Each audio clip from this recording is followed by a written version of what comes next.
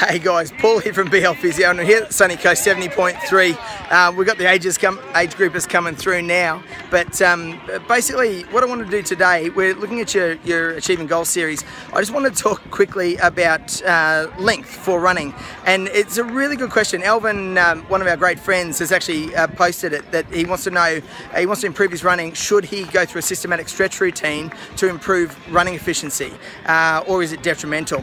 And it's an awesome question, because the research is really varied, and what I think you'll find is that if you really dig into this, there's a couple of schools of thought. One is that if you increase length, then you actually you'll increase range around certain joints that need to be stabilized with muscle strength, so that will actually cost you energy and actually not help your running.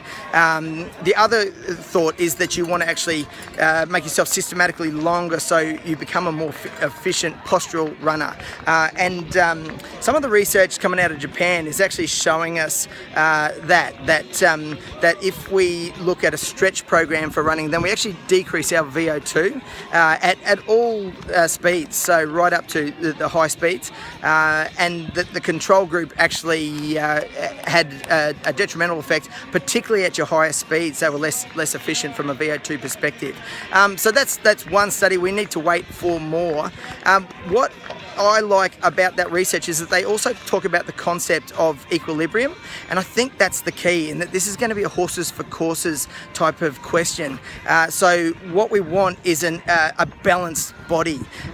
So if we have that equilibrium, then we are going to be more efficient. And we always look at those like a Kenyan runner or an Ethiopian runner. They're longer through their middles. They can initiate from higher, so they have that equilibrium and they are very efficient. These guys here, actually really good example. I'll just put it through. Good technique. Coming up here is a guy that's probably a bit flexed through his middle. So that the triathletes are in a bit of a disadvantage, and it's a really good example to show you guys, because they've been on a bike for 90 Ks, so they're flexed through their middle, so they're shortened through hip flexors. So talking about disequilibrium, it's really hard for them. They shorten through their middles, they're usually upright, and then they have to really push with their running technique. So it means that their hammies are working hard, their calves are working hard to create the movement, and sometimes their hip flexors as well, so they'll get too far out in front and the hip flexor will pull them through. So it's probably an example of disequilibrium. If you want to check yourself, probably the best thing to do is actually get someone to take a picture from side on, and basically if you take a picture from side on and then either put it on a computer or just run even if you photocopy it out and print it out and put a plumb line through you, earlobe should go, so earlobe should be in line with middle of shoulder, and then the middle of the hip, and then it should be slightly behind the middle of the knee, and then right through into the lateral malleolus, which is, you know, that little bump on the side of your ankle. So that should be in alignment. That is not the case on many people. So if you find that you're not straight, you don't have that equilibrium, then it's probably good to look at a systematic stretch program.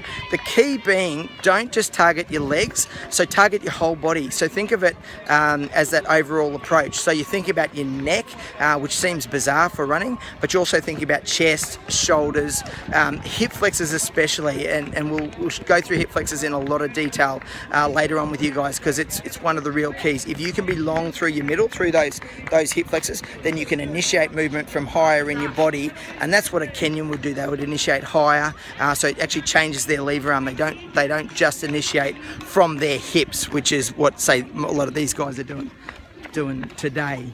And then obviously your lower body as well. So yeah, great question, Alvin. I hope I've sort of explained a little bit. It's going to be horses for courses. Check your equilibrium yourself, and then if you feel like you're out of alignment a little bit, then look at your postural length programs. You can get in your stretches. If you ever need to, start thinking about your fascial release type of stuff as well. That's what we would always do for our elites, which is actually go through the fascial length through chest, neck, right the way down. So be aware of that type of stuff as well. Remember, you can replicate that with your foam roller. Firm pressure, very slow, is your fascial release. So guys, I'm signing off. I'm heading back to the tent. We're at the Sunny Coast 70.3. It is a great morning here. I'm Paul from BL Physio with your Achieving Goals series. Thanks again to Alvin. Keep the questions coming. Talk soon.